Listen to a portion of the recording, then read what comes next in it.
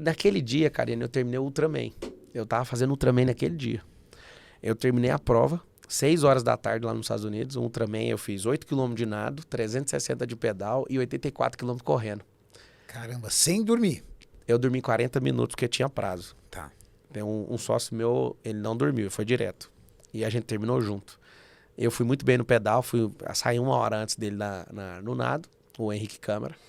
E aí eu passei ele no pedal, inclusive fiquei em primeiro da prova inteira lá nos Estados Unidos. Eram só 14 atletas, um foi parar no UTI, uns 3 foi parado por médico, só terminamos 4 pessoas a prova. Prova fodida, 452 quilômetros em 35 horas e 17 minutos. Eu terminei a prova, cheguei lá em casa nos Estados Unidos, tem uma casa lá, tem um painel de LED, eu falei, vamos assistir a luta. Quando eu vi que era um lançamento, eu falava pros caras, mano, esquece. Eu liguei pro Cinemark, que estava aqui em São Paulo. Falei, cara, vai demorar demais. Os caras estão metendo um lançamento no combate. Então, a pessoa só fica assim, nossa, tá demorando aí a luta. E atrás do rolê, mano, tráfego pago comendo, disparo, vendendo o negócio no canal combate. Os caras não entendem o rolê. E acham que é sobre luta. Luta é a história que te une com o negócio. Novela faz isso. A gente ia vender roupa na novela, a gente fabricava os modelos, pelo menos a projeção deles, né? 6 meses antes de passar na novela, já sabia a data. Então você tá assistindo novela, você não sabe. Joia muito nisso. Tudo, moço. A joiazinha da Jade, que foi aqui, já tá na distribuidora. Já era, mano. Pra distribuir pra todo mundo. Todas as roupas de todo mundo que senta, que faz papel de ator e atriz, são roupas patrocinadas pra na hora que aparecer a gente usar a imagem e vender todo o estoque. Tudo no mundo é narrativa. Então as pessoas que estão assistindo, elas têm que aprender a criar a própria história. Porque se elas não criarem... Vou dar uma cutucada na galera que tá assistindo, você me permite? Claro. Se você vive assistindo um filme, é porque você não tá gravando o filme da sua vida. Eu queria deixar só essa mensagem pra você. Tem tesão em ver filme sem parar, você não tá gravando o seu filme. Esse é um indicativo. Então eu fico só vendo o filme dos outros. Ou seja, você só cai em narrativa, narrativa. Construa a sua. Põe na sua cabeça. Junta, aglutina a gente. Mira no alvo, vai aparecendo mais gente. Por quê? Não existe alguém... Isso não é só na carreira digital, né? A gente tá falando isso, um dentista tem que fazer isso, um médico tem que fazer isso, um advogado tem que fazer isso. Um pastor tem que fazer isso. Cada um na sua carreira. A galera, político, todo mundo. Se não construir storytelling, você vai ser levado pelo vendaval, cara. Narrativa. Tentaram jogar a narrativa pra cima de você. Se você aceitar a narrativa, mesmo não sendo verdade, vai ser verdade. Porque você desiste, ué. O lance do mundo é o seguinte, vamos imprimir a narrativa.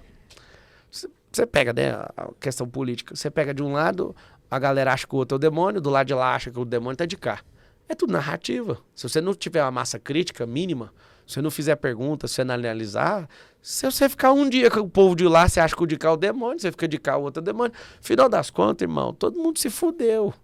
Nós precisamos de construir as nossas narrativas. O nosso storytelling. Deixa pra lá. Ia dar uma aula de storytelling rápido aqui, mas... Não, pode falar, vambora. É porque storytelling, você não precisa nem tocar num livro. Storytelling são 3 pontos. Uma história hipotética ou de terceiro, você entra na história, pega a pessoa, trava o pino igualzinho de airbag, e se tocar os 3 pontos, explodiu.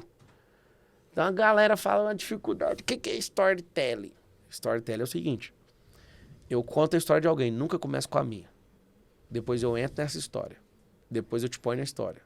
E o boom da história é, vamos atravessar a ponte. Se a pessoa só entender essa aula. Vou dar uma, por exemplo, onde Jesus contando a parábola do semeador. Ele faz o seguinte, estudei teologia também. Boa. Ele fala assim, o semeador, Jesus fala, saiu para semear. Ele está falando dele? Não, ele está falando de uma história hipotética. Jesus fala 44 parábolas. E ele usa muita parábola.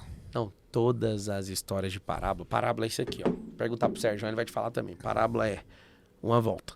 Isso. Aí tem gente que fala, por que ele usa essas histórias? Ele usa essas histórias não é para todos entenderem, porque a própria Bíblia está escrito o seguinte, que ele fala por parábolas para todos ouvirem, mas poucos entenderem. Ou seja, é um recado para reinantes, tá lá na palavra. Então quando ele fala, o semeador saiu, aí você... Todo coração, quando vê uma história hipotética ou de terceiro, de quem tá contando, ele já automaticamente se desperta, ele quer. Aí ele fala, aí ele tá dando atenção. Aí ele fala. E aí ele jogou, eu vou contar aqui do jeitinho que eu faço pra você entender. Aí ele começa a contar a história, depois na história você começa a entender que é ele, e depois ele te chama pro rolê, e nós atravessa a ponte com essa história. Então vamos lá. Se eu começar a contar, o semeador saiu para semear. Ele pegou semente, jogou no asfalto. Ele jogou nas pedras, jogou no espinho, jogou em tal lugar. Eu, por exemplo, eu já fui semeado num lugar onde era espinho. As pessoas não queriam que eu prosperasse naquele lugar. Eu acabei de entrar na história, agora eu vou chamar você. Agora, Cariane, pensa você num lugar que você era um cara top, mas o ambiente não deixava você prosperar. Você estava em espinhos, não estava? Ou seja, eu falei do semeador, eu entrei na história, eu pus você. Agora o segredo do storytelling é cabum. É falar, se você não sair daí, você não vai prosperar. Então eu saí, eu prosperei, agora é a sua hora de prosperar. Então vamos atravessar a ponte? Se você fizer isso, esquece 300 livros, 300 páginas. Só faz isso. Nunca comece com a sua história. Sempre com a história hipotética ou de terceiro. Entre na história, coloca a pessoa e atravessa a ponte com ela.